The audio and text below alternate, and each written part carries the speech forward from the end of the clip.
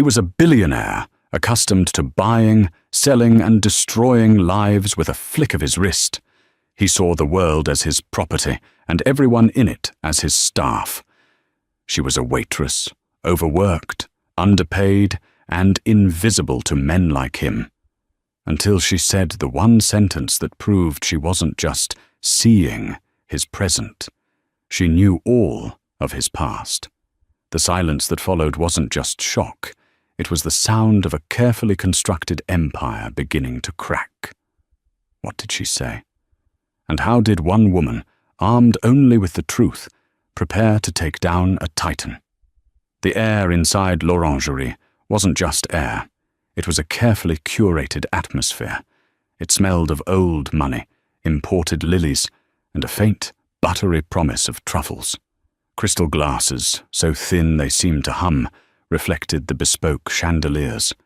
This was a restaurant where whispers were louder than conversations, and a raised voice was a catastrophic sin. Elara Hayes knew the rules. She moved through the maze of tables like a ghost in her crisp black apron, her face a mask of polite neutrality. She was 24, but tonight she felt 100. Her feet ached. Her mother's medical bills were on her counter at home, a stack of red-inked warnings, and Table 7 was shaping up to be the 9th circle of hell. Table 7 was Alistair Vance. He hadn't looked at her. Not really. He didn't look at the help. He was a man carved from granite, with a silver mane and eyes the color of a frozen lake. With him were his wife, Genevieve, who looked as if she'd been sculpted from ice, and a younger, nervous man, Martin Thorne, who kept checking his phone. "This," Alistair Vance announced, holding up his wine glass, "is corked." Elara stopped. "My apologies, sir. That is the 1998 Chateau Margaux." "I don't care if it's grape juice from a box," Vance snapped, his voice a low growl that still managed to cut across the room. "It's corked. Take it away. And this," he gestured at his barely touched foie gras, "is a pathetic excuse. My compliments to the chef for managing to ruin a perfectly good goose liver." "Alistair, please," his wife murmured, not looking at him, but at her own diamond bracelet. "Please what, Genevieve?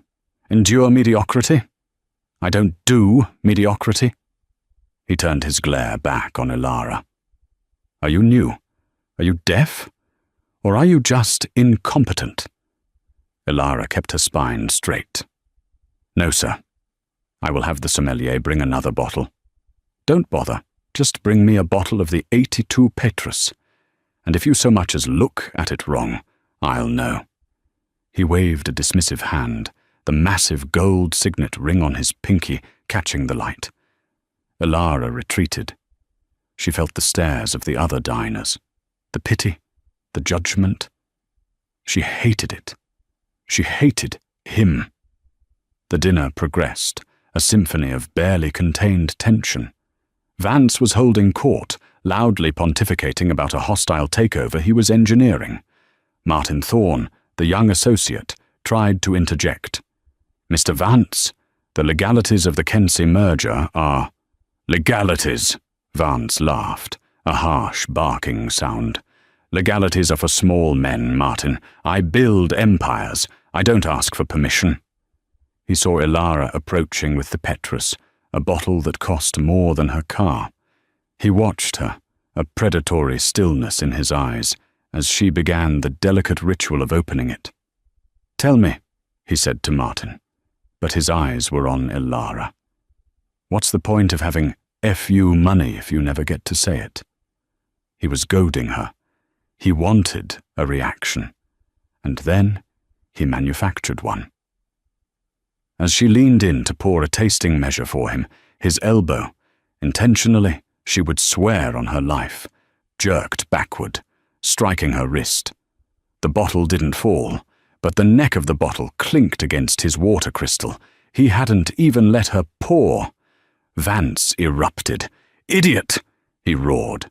This time there was no pretense of a whisper. The entire restaurant stopped, The tinkle of cutlery, the soft music, the murmur of conversation, all of it vanished. "You clumsy, incompetent cow," he shouted, standing up. "This isn't a diner. You can't just slam things down. You've probably bruised the wine. Do you know what this costs? Do you have any idea?" Elara stood frozen. She could feel her face burning. "This bottle," he sneered, jabbing a finger at it, "is worth more than your entire pathetic life. You'll be lucky to be cleaning toilets tomorrow when I'm done with you. I am done. Get me the manager. I want her fired." The maitre d' was already rushing over, his face as white as the tablecloths. "Mr. Vance, please. Please, nothing. I want her out." He looked at Elara, his lips curled in a triumphant snarl. "What's the matter? Cat got your tongue? Or are you too stupid to even apologize?" Elara looked at him. She didn't see a billionaire. She didn't see a titan of industry. She saw a bully. She saw the man who had torn her world apart before she was old enough to understand it. Her entire life, her mother, Isabel, had one rule. We don't talk about him. We survive. We stay hidden. But as Elara stared at that cruel, familiar face, something inside her finally snapped. The years of poverty, the endless shifts, the smell of antiseptic in her mother's hospital room, it all coalesced into a single, sharp point of icy calm. She didn't cry. She didn't tremble. Her voice, when it came, was not loud, but it was so clear, so precise, that it seemed to vibrate in the bone. She took a small step closer. "Mr. Vance." The restaurant held its breath. "Do you still take your coffee with 1 sugar, just like you did the day you left my mother for her?" Elara's gaze flicked, just for a second, to Genevieve Vance. The restaurant didn't just freeze, it ceased to exist. Alistair Vance's face, moments before purple with rage, went completely, terrifyingly blank. The blood drained from it. Genevieve's hand, the one holding the diamond bracelet, froze mid-air. Martin Thorne's jaw had literally dropped. Alistair Vance had been silenced, and Elara Hayes, the invisible waitress, had just lit the fuse on a bomb. The silence in l'Orangerie was absolute. It was a suffocating, heavy vacuum, broken only by Alistair Vance's sharp, ragged inhale. He looked at Elara as if she had just grown a second head. It wasn't just shock, it was the look of a man seeing a ghost. Genevieve Vance was the first to move. Her head turned, slowly, mechanically, toward her husband. Her voice was a sliver of ice. "Alistair, what is this person talking about?" She's nothing," Alistair stammered, his bravado gone, replaced by a frantic, scrambling energy. "She's a lunatic, a grifter, looking for a payout." But his eyes were locked on Elara, and they were filled with a venomous combination of fear and rage. The maitre d', sensing a disaster of unprecedented scale, rushed to Elara's side. "Mademoiselle, you must come with me. Now." Elara finally broke eye contact with Alistair. She looked at the maitre d'. "Of course." She didn't make a scene. She didn't say another word. With a dignity that belied her shaking hands, she placed her corkscrew on a nearby service station, untied her apron, folded it, and placed it next to the corkscrew. She looked at the horrified diners, then at the apoplectic maitre d'. "I understand," she said. She turned and walked out of the dining room. She didn't run. She walked, her back straight, her head high, past the bar, through the gilded doors, and out into the cold November night. She only allowed herself to collapse against the brick wall in the alleyway once the door had clicked shut behind her. She had done it. She had broken the promise. She had lost her job. The subway ride home was a blur. She got off at her stop, a world away from the imported lilies and bespoke chandeliers. Her building smelled of boiled cabbage and damp. She climbed the 5 flights of stairs to her tiny, 1-bedroom apartment. "Elara, is that you, honey? You're home early." The voice from the bedroom was thin, papery. Elara took a deep breath, wiping the alley grime and tears from her face. She forced a smile. "Yeah, Mum. They had a slow night. They cut my shift." Isabel Hayes was propped up on a pillow, a worn quilt pulled up to her chest. She had been beautiful once. Elara had the pictures to prove it. Now, chronic illness, stress, and 2 decades of poverty had left her frail, her skin translucent. The medical bills on the nightstand were a teetering monument to their desperation. "How was it?" Isabel asked, her eyes bright but tired. "It was fine, Mum." Elara busied herself making tea, her back to her mother. "Just, the usual rich people." "Elara," Isabel said, her voice suddenly stronger. "Turn around." Elara turned. Her mother's gaze was sharp. Isabel knew. "What happened?" I lost my job, Mum." Isabel's face didn't fall. It hardened. "You saw him, didn't you?" It wasn't a question. Elara nodded, the tears coming back. "He was there. He was awful, Mum. He was just like you said. But worse. He yelled at me. He humiliated me in front of everyone. He made me feel worthless." "You are not worthless," Isabel said, a sudden fire in her eyes. "I know, but I couldn't stop myself. I said something. I mentioned you." Isabel closed her eyes. "Oh, Elara." "What did you say?" Elara told her. "The coffee? The single sugar." The word, her. Isabel let out a long, shuddering breath. "Well," she whispered, a strange, dark humor in her voice. "The bomb has finally gone off." Back at l'Orangerie, the dinner was over. Alistair had thrown a black Amex card on the table. "Just pay the bill and get me out of here," and had stormed out, dragging Genevieve with him. In the back of the armored Bentley, the silence was thicker than it had been in the restaurant. "You're going to tell me who that girl was," Genevieve stated. "She was nobody. A disgruntled employee. You heard her. She's crazy. She knew how you take your coffee." "A lucky guess," Alistair bellowed, slamming his fist on the leather armrest. "And she knew about me." Genevieve's voice was deathly quiet. "Her. That's what she called me. You left her mother for me. That's what she said. It was 25 years ago, Genevieve. It was before. It meant nothing. Who is she, Alistair?" "Her name," Alistair spat, his face a mask of fury, "is Isabel Hayes, a mistake from my past, and that girl is her bastard daughter. It's nothing. It's handled." But Genevieve knew her husband. She saw the panic behind the rage. This was not handled. Meanwhile, Martin Thorne sat alone at the ruined table. The maitre d' had, in a flurry of apologies, comped the entire astronomical bill. Martin nursed a glass of water. He was a junior associate at the prestigious law firm that handled Vance Global's mergers. He was supposed to be there to take notes.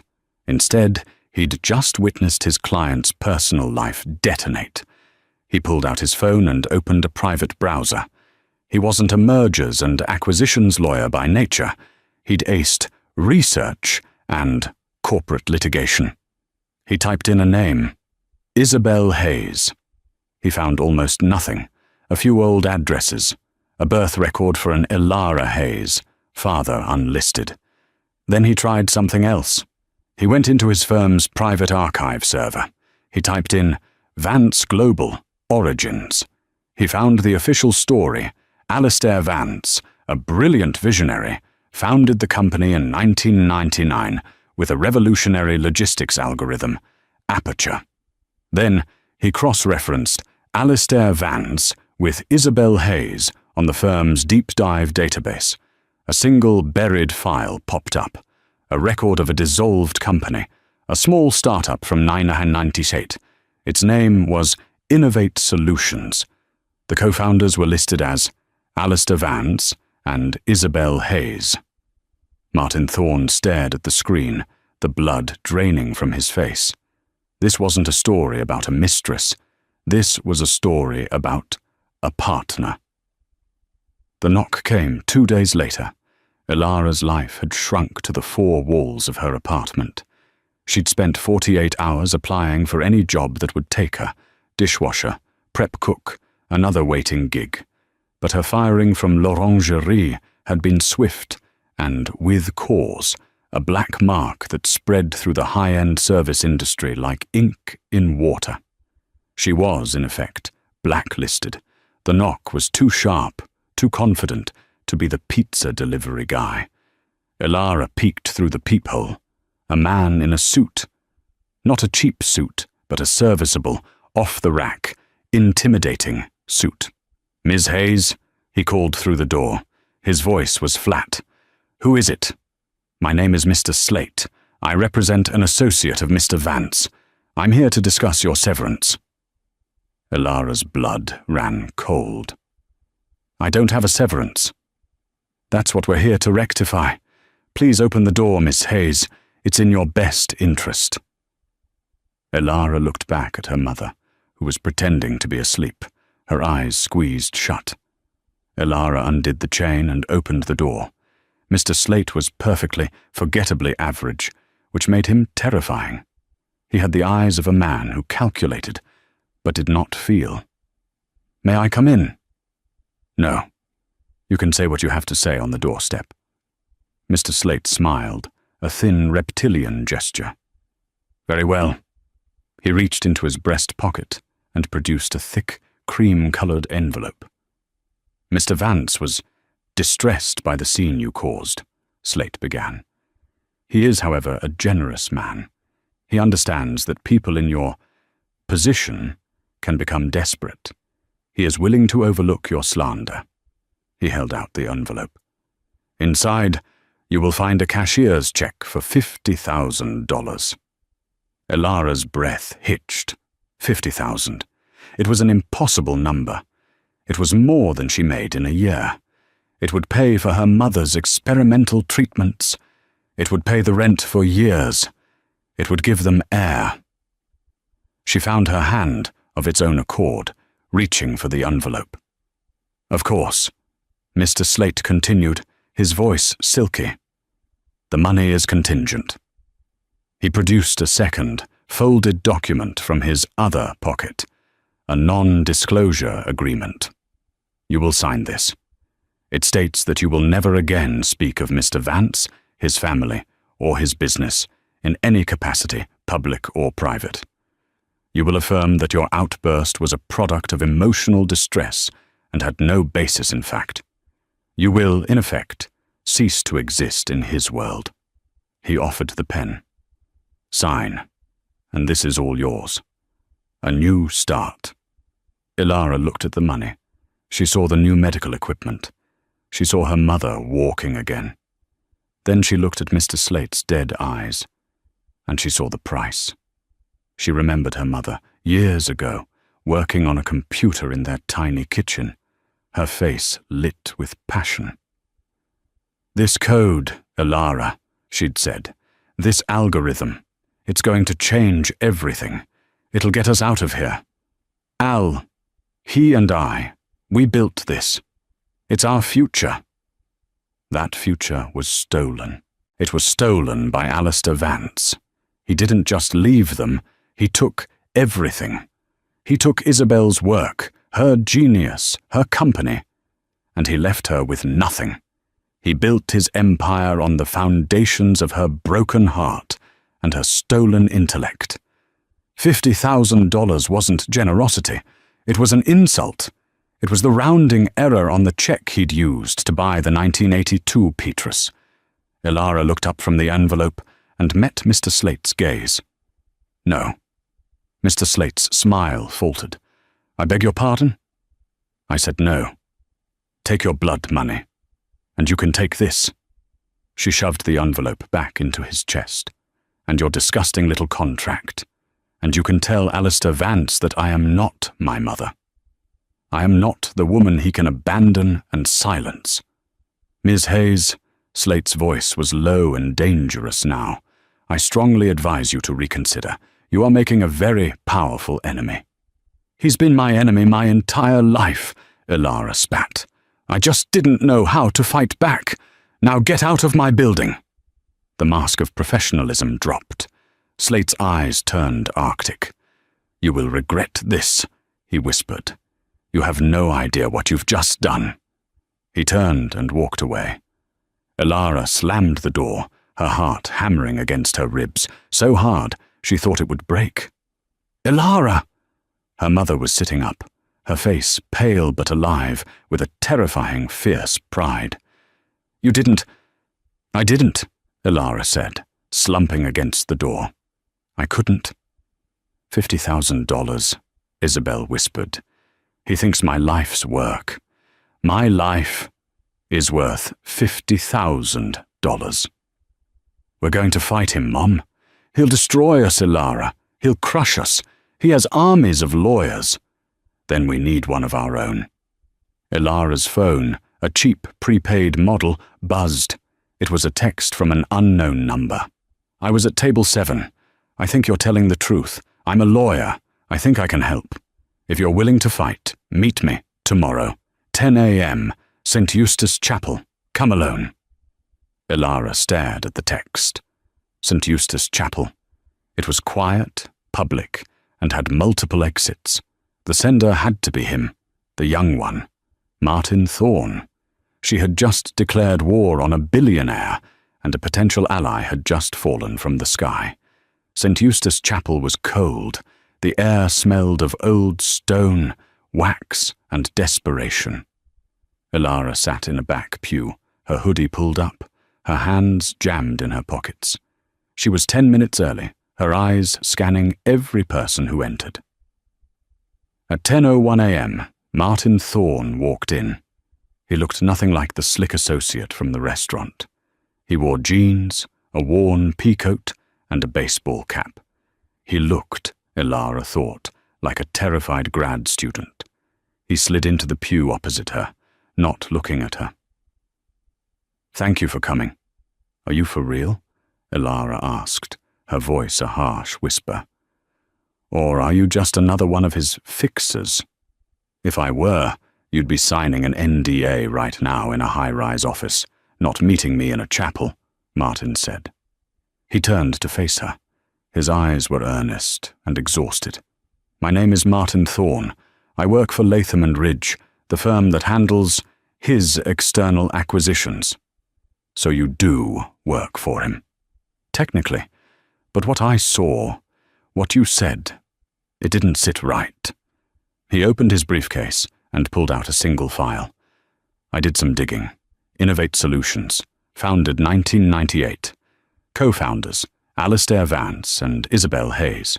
The company was dissolved for non-viability in 1999.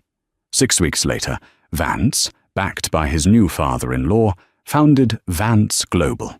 The flagship product, the Aperture Logistics Code, was registered under his name. Ilara nodded. He stole it. He stole my mother's work. I think he did, Martin said. But thinking it and proving it are two different worlds. He's not just a man, Ms. Hayes. He's a corporation. He has layers of firewalls. The original Innovate Solutions paperwork. It's all lost. A warehouse fire in 2001 destroyed the hard copy archives. How convenient, Ilara said bitterly. Exactly. Martin leaned in. This is why I'm here. I'm risking my career, my entire future.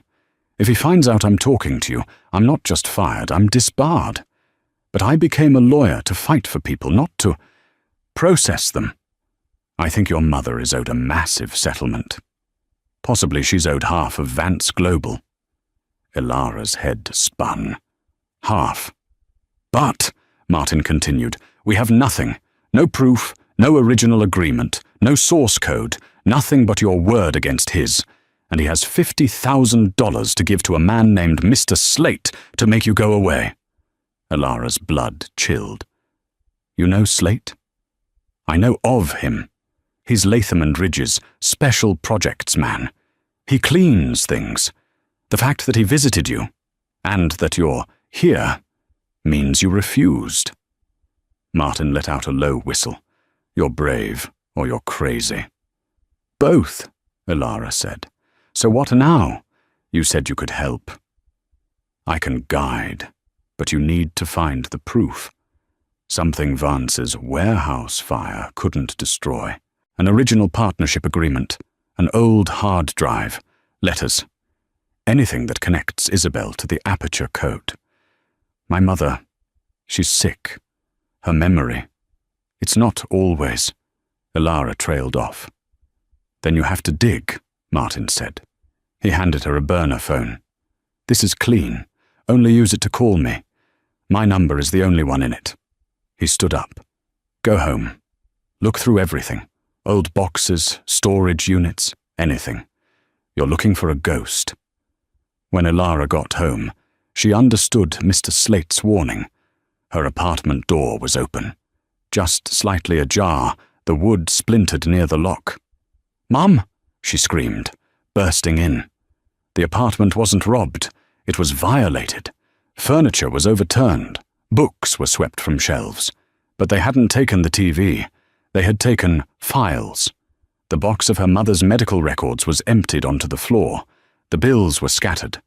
In the kitchen, her mother's old laptop, a brick from 2005, was in the sink, submerged in water.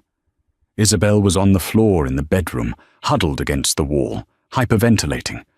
They came," Isabel gasped, clutching her chest. They were looking for the box, Alara. They kept asking, 'Where is the box?'" Alara's heart stopped. "What box, Mum? What box?" I don't know," Isabel cried. "I told them, I don't—" But Alara knew she was lying, or, at least, hiding something. This was the escalation. This wasn't a warning. This was a search and destroy mission. Slate hadn't just been an emissary. He was the advance scout. Alara got her mother to the bed, gave her one of her sedative pills, and waited for her breathing to even out. Then she tore her own room apart.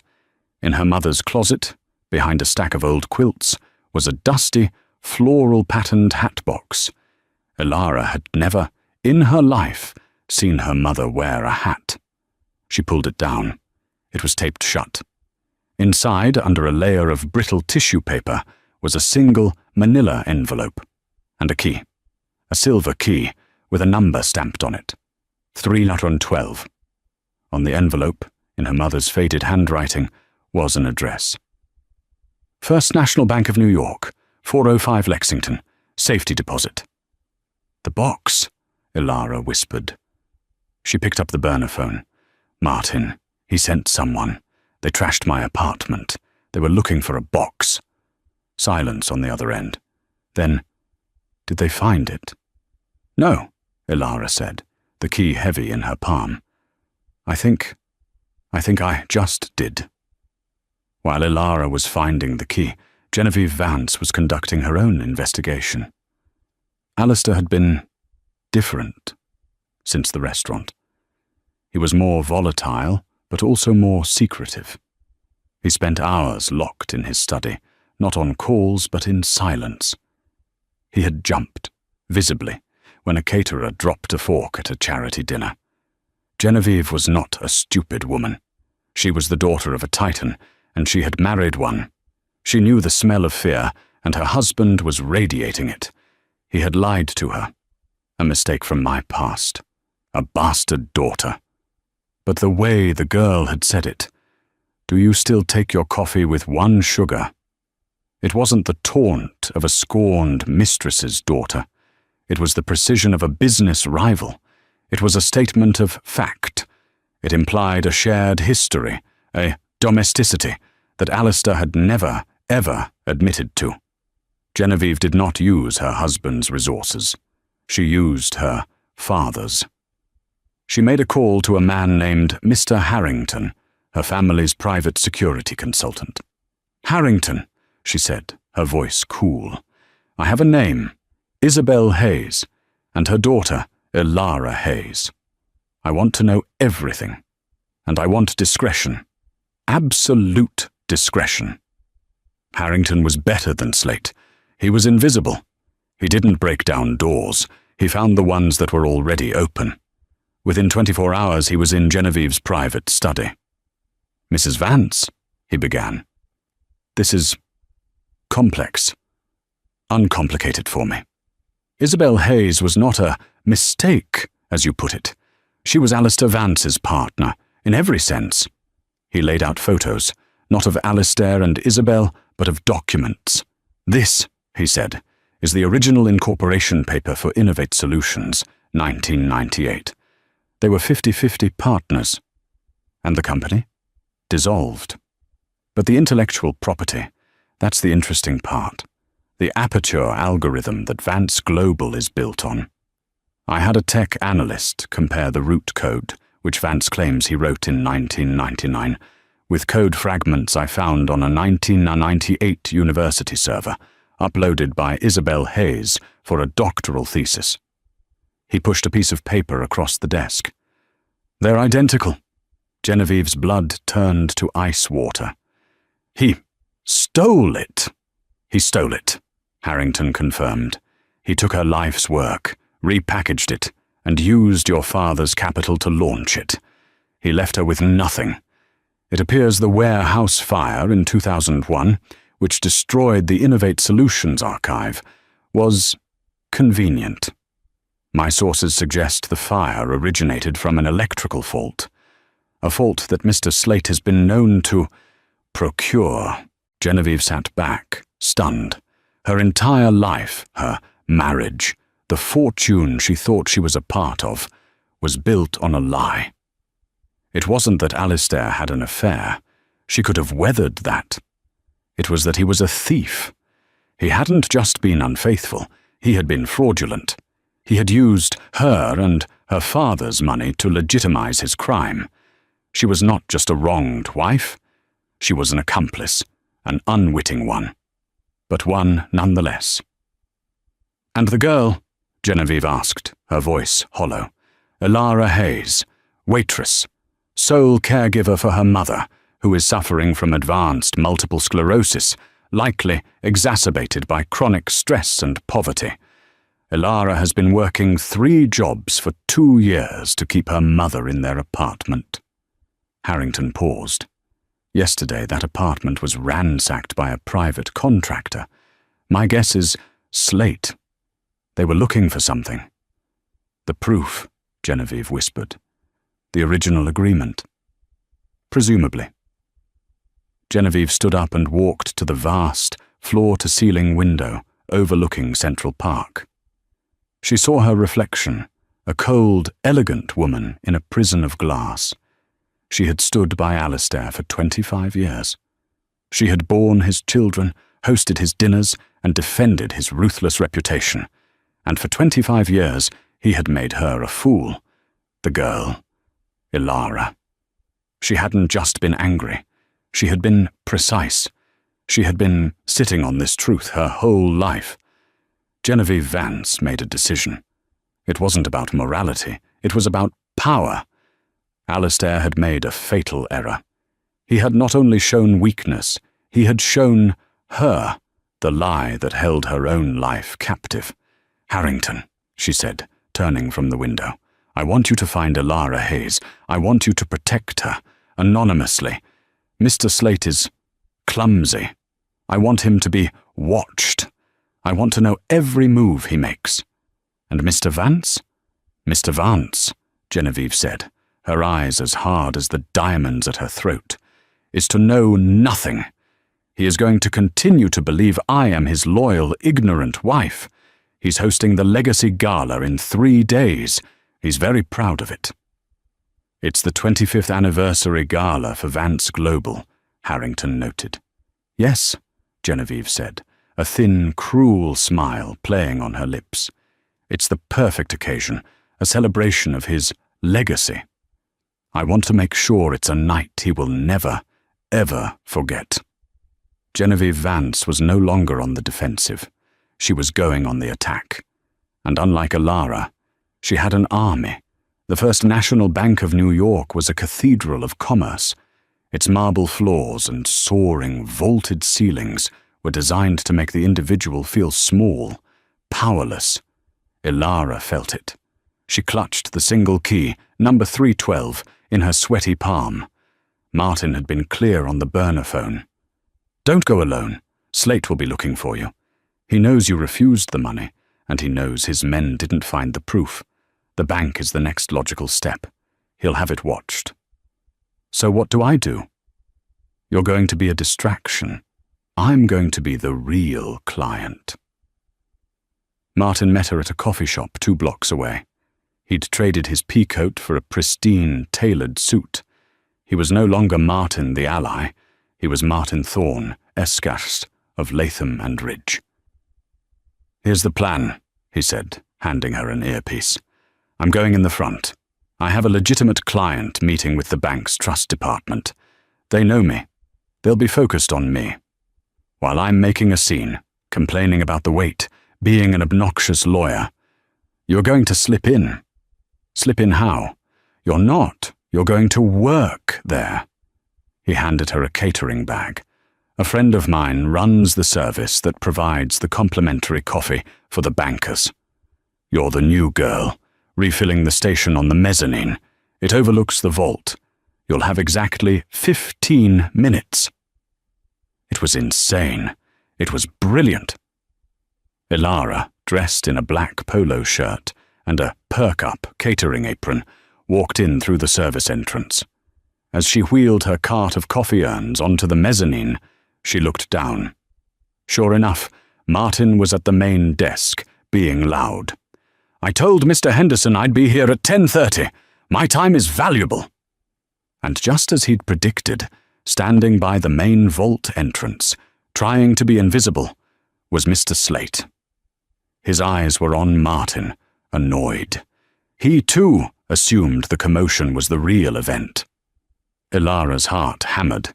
She wheeled her cart to the far end of the mezzanine, to the staircase that led down to the vault level. She took a deep breath and headed down, away from the coffee station. She walked straight up to the vault attendant's desk. "Excuse me," she said, her voice shaking only slightly. The attendant looked up. "Employees aren't. I'm here for Ms. Isabel Hayes, box 312. The attendant frowned. "Ms. Hayes needs to be present." "She's my mother," Elara said, her voice dropping. She's in hospice. This is her key. This is my power of attorney." She slid a document across the desk. It was a fake, one Martin's associate had drafted in an hour. It looked terrifyingly real. The attendant scanned it. He looked at Elara's tear-filled eyes, which weren't hard to fake. He looked at the key. He sighed. "Fine. This way." He led her into the vault. The air was cold, stale. He unlocked box 312, slid out the long metal container, and handed it to her, gesturing to a private viewing booth. "You have 10 minutes." Elara slid into the booth and locked the door. Her hands were trembling so badly she could barely open the lid. It wasn't full. It was nearly empty. But what was inside? First, a single photograph. A young, vibrant Isabel, beaming. A much younger Alistair Vance, handsome, smiling, his arm around her. And in Isabel's arms, a baby. Elara. On the back, in her mother's handwriting, "Innovate. Our future. 1999. Second, a stack of paper, bound with a rubber band. It wasn't a copy. It was an original, signed in blue ink. The partnership agreement for Innovate Solutions. Elara read the clause Martin had told her to look for. All intellectual property, including proprietary code, developed by either partner during the term of the partnership, shall be considered joint assets. And third, at the very bottom, beneath the photo and the papers, was a 3.5-inch floppy disk. This was it. She heard a noise outside the booth, a sharp tap. "Miss Hayes, your 10 minutes are up." Ilara quickly put the papers and the photo into her apron. She left the disk. She didn't have a computer that could read it. The papers were the smoking gun.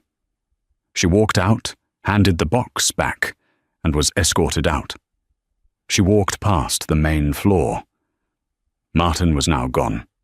Mr. Slate was also gone. She got to the coffee shop, her legs like jelly, and collapsed into a booth. Martin was there, sipping a latte. "How'd it go?" Ilara pulled the agreement from her apron and slapped it on the table. "You tell me." Martin's eyes went wide. He read the ink-signed document. "Oh my. Ilara, this is the whole game. This isn't a settlement. This is a war." "What about the disc?" "We don't need the disc," Martin said, his voice alive with excitement. "This agreement proves co-ownership of everything he built. The Aperture Code, Vance Global, all of it. He didn't just steal an idea, he stole a company. He's been in breach of his fiduciary duty to his partner, your mother, for 25 years. So, what happens?" "What happens," Martin said, pulling out his real phone, "is we leak this. We go to the Wall Street Journal." "No," Martin stopped. "What?"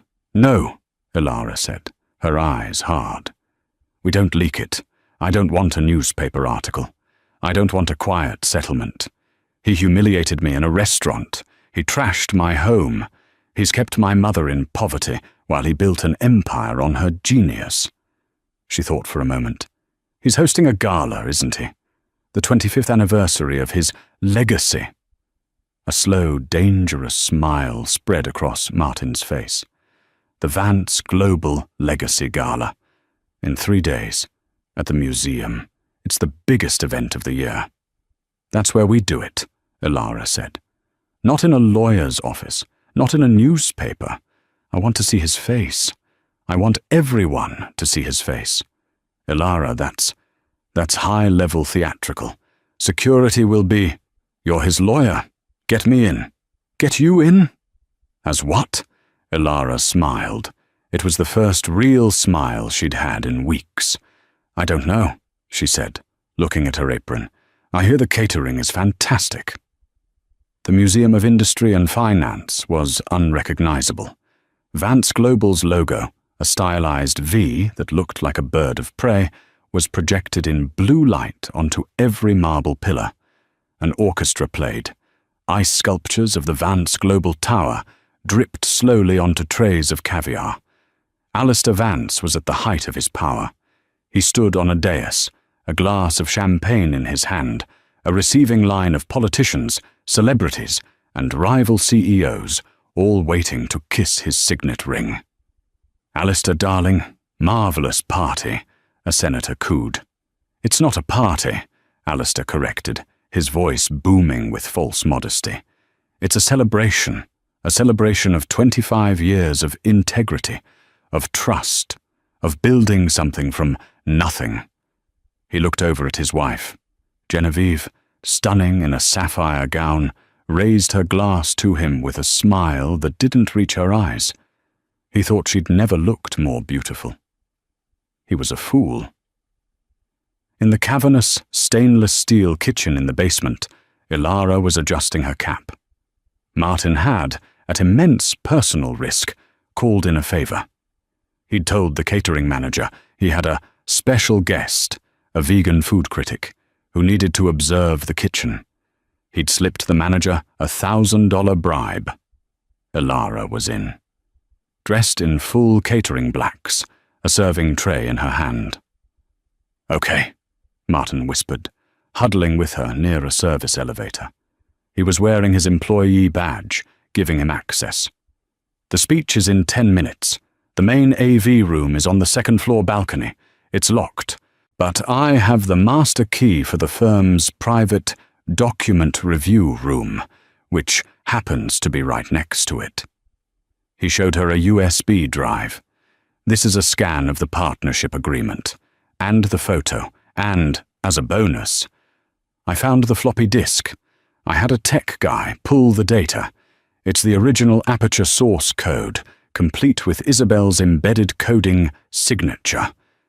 It's all on this drive. And the sound system? I'll patch your earpiece microphone into the main speakers. When I give you the signal, when I'm in the booth, you'll have 30 seconds. Make it count. Martin, Elara said, grabbing his arm. Why are you doing this? You're going to lose everything. My grandfather was a coal miner, Martin said, adjusting his tie. He died of black lung, while the company that owned him argued that fresh air was a luxury. I became a lawyer to fight men like Alistair Vance. I just got lost for a while. It's time to find my way back. He squeezed her shoulder. Go. Serve some champagne. Elara melted into the service team. She was invisible again. She moved through the crowd, her tray held high. She saw him. Alistair. He was laughing, his face ruddy with wine and self-congratulation. She made her way to the dais. Alistair finished his conversation and turned. Ah, he said. At last. He plucked a glass of champagne from her tray without looking at her. Thank you. He didn't recognize her. At all. He tapped the microphone. The orchestra quieted. A massive screen behind the stage lit up with the Vance Global logo. Friends, partners, competitors, he laughed. Welcome. 25 years. They said it couldn't be done. They said a man with a dream was just a man sleeping. But we proved them wrong. He launched into his speech. It was a masterpiece of self-aggrandizement. He thanked his father-in-law for the capital. He thanked his brilliant team for the execution. He thanked his beautiful wife for the support. But in the end, he said, his voice thick with emotion, I built this company on one thing, an idea, a single, pure idea, born from my own mind that I nurtured from nothing into the titan you see today. In the AV booth, Martin Thorne slid the key into the override panel. He plugged the USB drive into the main console. He saw the feed for Elara's microphone. He switched it from monitor to live. Elara stood 10 feet from the stage. She touched her earpiece. Alistair. Her voice. Not loud, just clear, and it came from everywhere. Alistair stopped. What? The orchestra stopped. The crowd, 400 of New York's elite, turned. A beautiful speech, Alistair. Elara stepped out from the shadow of a pillar, placing her tray on a table. Alistair's face went from confusion to recognition, to pure, white-hot rage. You! He roared. Security! Get her out of my party! Get her out! But you forgot to thank your co-founder, Elara said, her voice echoing through the massive hall. She's insane! Alistair shouted into the microphone. Am I? Elara said. Or did you just forget about Isabel Hayes?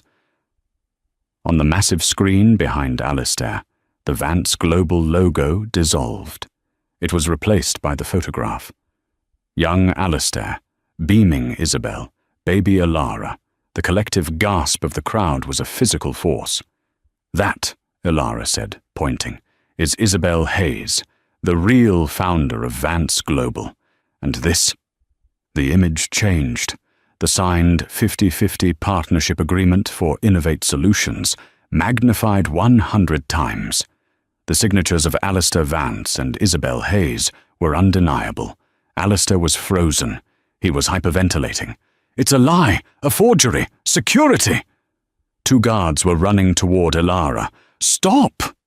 The new voice was not Elara's. It was Genevieve Vance. She walked onto the stage, took the microphone from her husband's paralyzed hand, and faced the crowd. It's not a forgery. Alistair stared at his wife. Genevieve, what are you doing? I'm telling the truth, Genevieve said, her voice like a diamond drill. "Something you stopped doing 25 years ago." She turned to the crowd. "I've been a fool. I thought my husband married me for my father's money. I find that rather quaint now.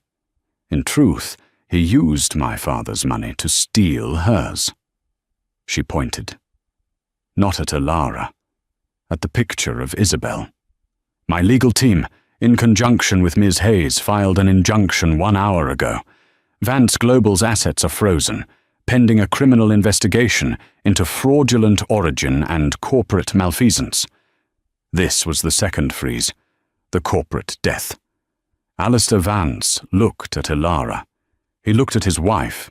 He looked at the 400 faces staring at him. He saw no allies. He saw only judges. He grabbed his chest. He sputtered, and for the first time in his life, Alistair Vance had nothing to say. He just stood, frozen, as his empire turned to dust around him. The silence that followed Genevieve Vance's proclamation was not like the freeze in the restaurant. That had been a sharp, brittle ice, cracked by a single sentence. This was a deep, abyssal cold. It was the sound of a universe ending. Alistair Vance, his face a grotesque mask of purple and white, finally moved. He let out a sound, a choked, wounded animal noise, and lunged not at Elara but at his wife. You bitch!" He never made it. 2 of Genevieve's private security guards, men who had been invisible until that exact second, men who were loyal to her family, not his, intercepted him. They didn't manhandle him.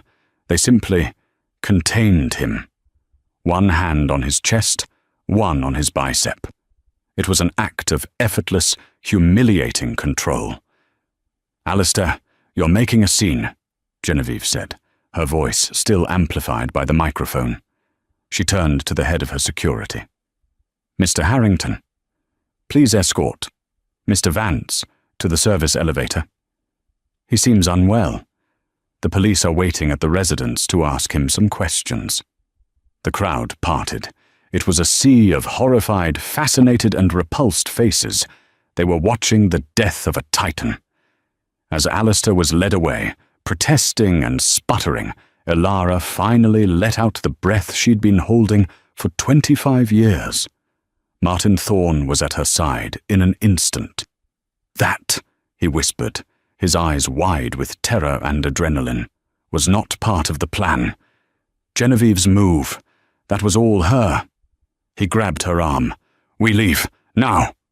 He steered her through a side door marked "Staff," just as the first paparazzi, sensing the implosion, burst through the main doors. The sound of camera flashes was like a volley of gunfire. They were in the alley, the cold night air hitting Elara's face, when the first sirens began to wail in the distance. Elara looked at Martin, her whole body shaking. "It's done," she said. "Elara," he replied, a grim smile on his face. "It's only just begun." The next morning, the world exploded. It wasn't just a story, it was a feeding frenzy. "Vance Global implodes," screamed the Wall Street Journal. The Waitress and the Wife, a billionaire's 25-year lie, dominated the New York Times.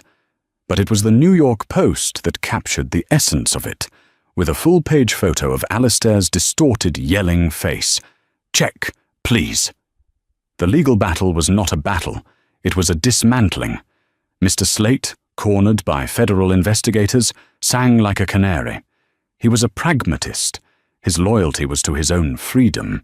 He provided detailed, irrefutable testimony of the warehouse fire, the intimidation, the ransacking of Elara's apartment, and 2 decades of Alistair's dirty work cleaning. Genevieve Vance's deposition was a masterpiece of controlled theatre. Dressed in a modest, dark grey suit, she played the part of the devoted, duped wife to perfection. "I believed in him," she stated, a single perfect tear tracing a path down her cheek. "I thought his secrecy, his intensity, was just passion for his work." I used my family's capital to support his dream." She paused, her voice hardening just enough. "To discover that dream was a theft, to find out my entire life was built on a crime. Well, it's been clarifying." She not only divorced Alistair, but she also sued his estate on behalf of her father's. Her legal team argued she was the second victim. She skillfully and surgically extracted her original investment, with interest, before the corporate assets were frozen, leaving Alistair to face the lions alone. Martin Thorne, as predicted, was fired from Latham and Ridge. He was called into the senior partner's office at 9:05 m, the day after the gala, and was out with his belongings in a box by 9:15. "You're finished, Thorne," the partner had yelled. "You're blacklisted. You'll never work in this town again." At 9:30 a.m., as Martin sat on a park bench, nursing a bad coffee, his phone rang.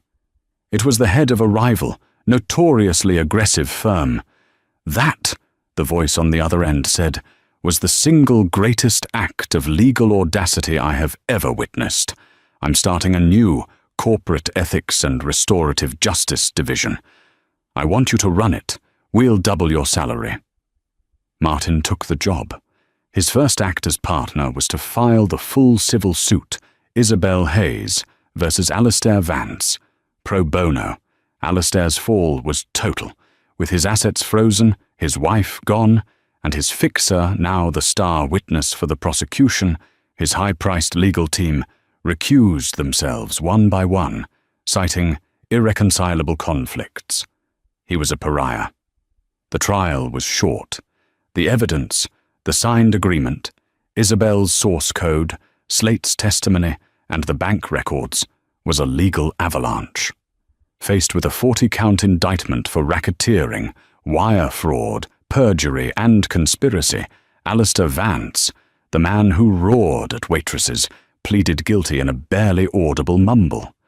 The judge, a woman known for her sharp sentences, looked down at the broken man in the cheap public defender's suit. "Mr. Vance," she said, her voice devoid of sympathy, "you did not just steal a company. You stole a life. You stole the work of a brilliant woman and left her and her child in poverty, while you built an empire on her genius. You have lived a lie for 25 years. It is only fitting, then, that you serve 1 year for each of them. 25 years in a federal prison. No parole." The final scene took place 2 years later. The world had moved on. The location was not a cold, glass and steel tower. It was a beautiful, sprawling campus of warm brick, reclaimed wood, and vast, sunny windows. A sign at the entrance, carved in simple, elegant granite, read, "The Isabel Hayes Center for Neurological Research and Applied Technology. The Vance global assets, once liquidated, had amounted to billions. After Genevieve's extraction and the government's fines, the remaining sum, still astronomical, had been transferred in its entirety to the Hayes Foundation." Elara Hayes stood at a podium. She was no longer the invisible ghost in an apron. She was the chairwoman of the foundation, poised, confident, and calm. In the front row, Isabel Hayes sat, not in her old, worn-out chair, but in a state-of-the-art model. Her hair was styled. Color had returned to her face. The best doctors in the world, funded by her own foundation, were managing her illness. But more than the medicine, her eyes, for the first time in Elara's memory, were bright and free of fear. She was tapping on a tablet, a small smile on her face, correcting the code of a young scientist beside her. "The aperture code," Elara said, her voice clear and strong, "was never meant to make one man rich. It was designed to help. It was a logistics algorithm designed to optimize humanitarian aid, to get medicine to disaster zones, to move food to the hungry. For 25 years it was used to hoard wealth. Today we return it to its original purpose." There was applause. Ilara smiled and helped her mother, who, with the aid of a walker, moved to cut the ceremonial ribbon. After, as Ilara and Isabel were sharing a quiet laugh with Martin, a young, earnest reporter approached them. "Ms. Hayes, an incredible day. An incredible story," the reporter gushed. "But I have to ask. Looking back, Alistair Vance is in prison. His name is synonymous with fraud. He lost his company, his family, his freedom. He lost everything. Some say the punishment was too severe, that it wasn't justice, but total annihilation. What's your response to that?" Ilara looked at the reporter. Her face, which had been so open and warm, settled into the polite, neutral mask of a waitress. The mask she had worn for a decade. She thought of the years of cold apartments. She thought of her mother crying over red-inked medical bills. She thought of the humiliation in the restaurant, the terror of the break-in, and the 25 years of stolen genius. She looked past the reporter to where her mother was now arguing playfully with a Nobel laureate about a line of code. Ilara turned back to the reporter. Her smile was gone, replaced by a calm, absolute finality. "Annihilation," Ilara said, "is what he did to my mother's life. He tried to erase her. He tried to erase me.